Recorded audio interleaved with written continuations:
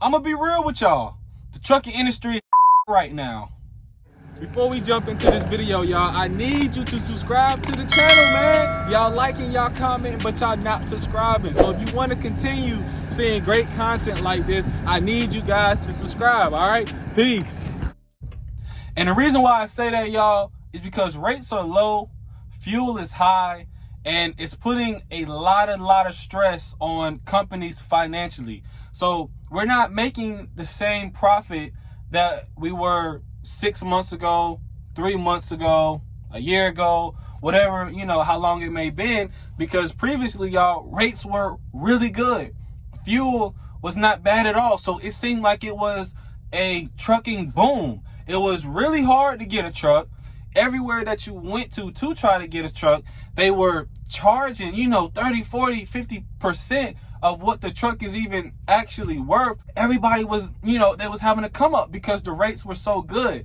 But what a lot of people don't know, just like anywhere else, the stock market, housing market, any other markets, you always have your ups and downs. This past year, we were going through an up. We were up in the trucking industry, and everybody seen that at one time and said, I gotta get a truck, I gotta get more trucks, I gotta get drivers, isn't that? But not really knowing what is going on and what they're really doing. So now that fuel has shot up, rates are in the ground, a lot of trucking companies are failing. A lot of trucking companies are going out of business just because they came in on a high. They came in paying, an expensive price tag for their truck.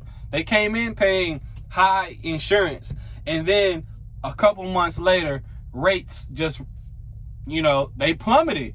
They plummeted. A lot of them guys, they didn't know what to do. They didn't know what to do.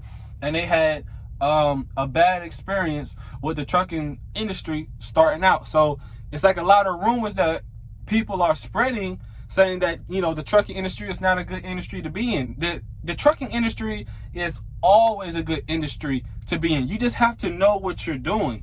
In situations like this, you have to be prepared for it. Like I said, we have our ups and our downs. So the companies that are gonna survive and always survive these type of situations is having a very, very low overhead. The guys that own their trucks and the guys that have really low insurance and the guys that don't have to put a lot of money into their truck to keep it rolling. That extra money that you're saving on insurance and not having a truck payment or, a small truck payment, when rates go down, you're able to still take, the cheaper loads and still pay all your bills, pay your insurance, still get maintenance done, routine maintenance on your truck properly. So a lot of these people came in, they just went and put, 15, 10K down on $100,000 to $200,000 truck, and they end up having, a $4,000, $3,000 truck payment per month.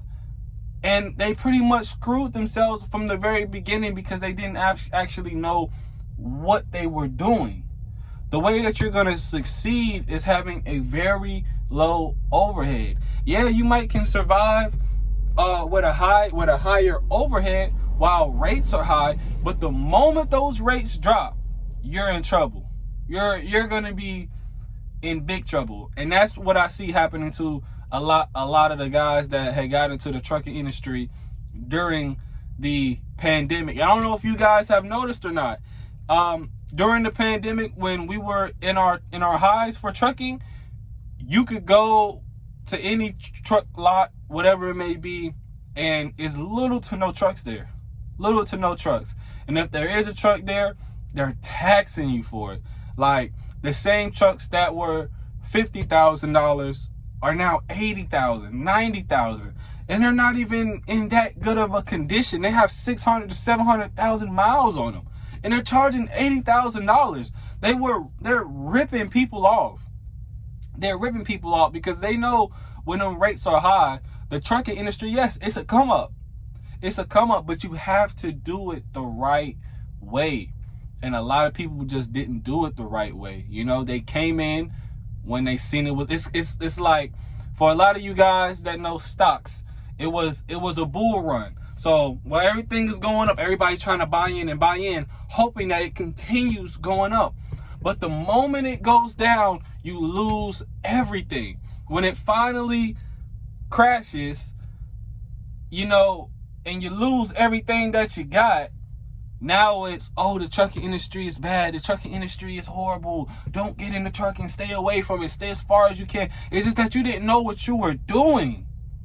You know, and it involves a lot of patience.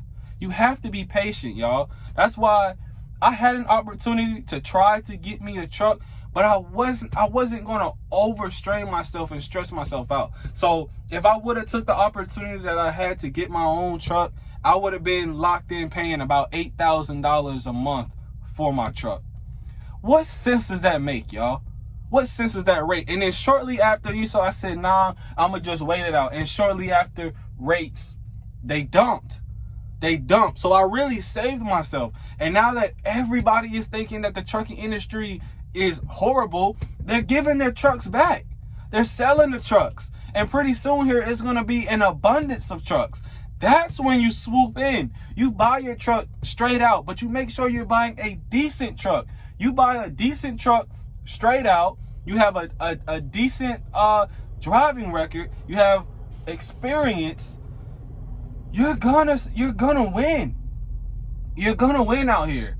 And that's pretty much the game plan that I have here. But I don't want y'all to be afraid or get scared and turn away from the trucking industry because people had some bad experiences that really didn't have to do with, you know, the industry itself. It just had to do with them not making the best decisions at the best time. They were making the wrong decisions at the wrong time. You get what I'm saying? So they pretty much screwed themselves. They screwed themselves from day one.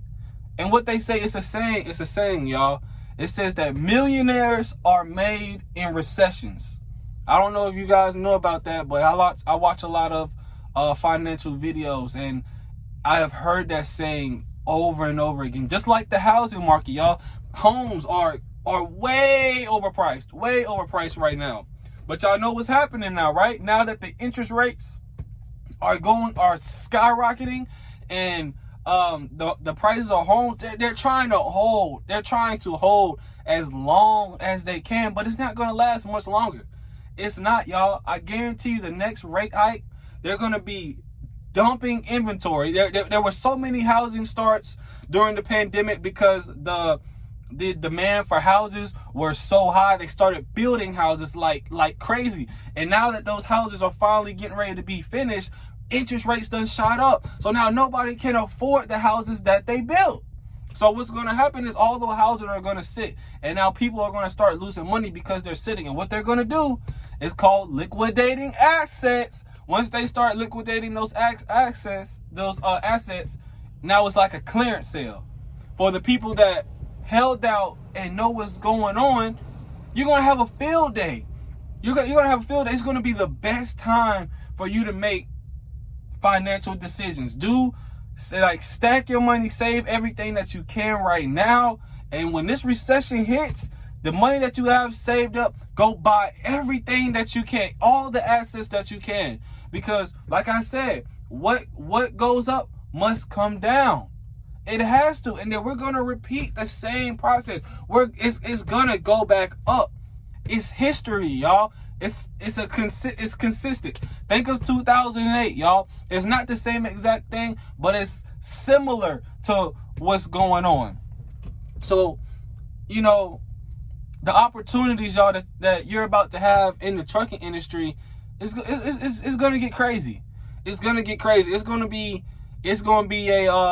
a field day for a lot of the new guys that want to become owner operators, because trucks are going to be cheap. They're going to be cheap real soon. They're going to be cheap. So still, get your experience. Learn everything you can. And prepare to be your own boss. Start your own business. Be an owner operator. That's what's getting ready to happen. If that's your plan, because who wants to work for a company? Who wants to work for a company the rest of their life, 20, 30 years, and, you know, always have to ask for time off? Who wants to do that? Nobody wants to do that, y'all. Owner operators out here making 20, 30,000 grand a month, probably taking home 15. You know what type of lifestyle that is? Like, come on, y'all. Don't give up. Don't give up on us, man. Don't give up. And with that being said, y'all, it's your boy Derek. Peace.